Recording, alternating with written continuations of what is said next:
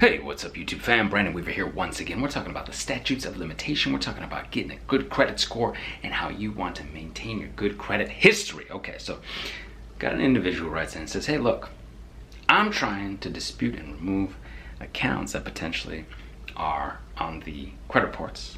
Let's talk about it. We're going to see if they are or not. And they are outside the statutes of limitation. The statute of limitations are up on this reporting of these accounts, okay? Maybe it's been that full 7 years, or maybe it's been sometimes bankruptcy is 10 years, and this is why you want to dispute and get these negative, nasty, erroneous, unverified accounts off now, because credit repair starts now. That's right.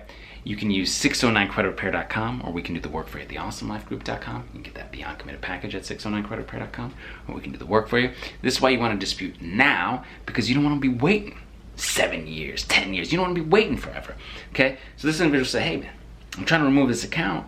Supposedly the statute of limitation up on it, but when I dispute it, the bureaus come back saying the account is not found.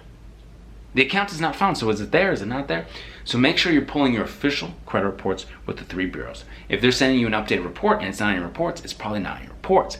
Perhaps you're seeing from a third party or an old report or something of that nature, right? Now, if it is there, and you can show it's there, and it is hindering your score, you could dispute it, right? You can file a complaint with the CFPB, and that's a potential violation. They're not allowed to have stuff over the statute's limitation on the reporting, right? So not only do you dispute unverified, obsolete, right? This is outdated information, but if you had to, okay, that could be a potential violation that you could utilize to not only leverage that to get it off of there, but hey, there's fines up to $1,000 if they're provided evidence right away that they don't change the information when they're provided evidence that's outside the statute of limitation. It could be higher. That could be this up to, it's not legal advice and whatnot, but it could be up to the damages that are at that, and that stuff is open and available to you. So that's another potential possibility. We've got all this great information for you to repair your credit here on this channel. So hit that subscribe button, okay? Hit that bell for notifications now.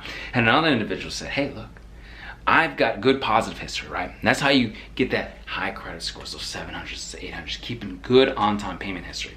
It says, I have an account that was closed. It is not negative. It's not negative. No late payments or collections, etc. Nothing. It's nothing negative about it.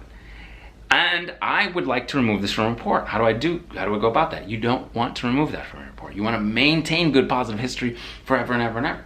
Just because it's closed doesn't make it negative, okay? Sure, of course, you'd like to have it open, revolving account they're utilizing, of course. But yes, I closed some accounts that I didn't know any better about, keeping them open when I was, younger, didn't really understand that. But now that we're wise to this credit game and understand what we need to do, you can keep accounts open for a long period of time if you can do so and it works for you, and you don't have the annual fees that you may not want. Some people are cool with the annual fees, no biggie. They're getting travel miles, they're getting cash back, or maybe they're getting their annual fees waived or whatever. But if it's working for you and you want to go ahead and keep that card open forever and ever and ever, that's fantastic. And utilizing at least 3 revolving accounts to help you get to that 700 score and paying them off every month, keeping your utilization down. But let's say it's closed, and sometimes things get closed, not because you closed them, but because, hey, the credit issuer changed or the store changed or something like that, right? So maybe it's closed and you've got payment history on there that's good positive history. Whether it's 3 months or 3 years or 30 years, it's good positive history. You can leave it alone, leave it there, okay? But if you've got negative, nasty, erroneous items, 609creditrepair.com, you can get that Beyond Committed package, or we can do the work for you at theawesomelifegroup.com. Please give the video a thumbs up, hit the subscribe button, and until I see you in person, I will see you on the other side. Take care.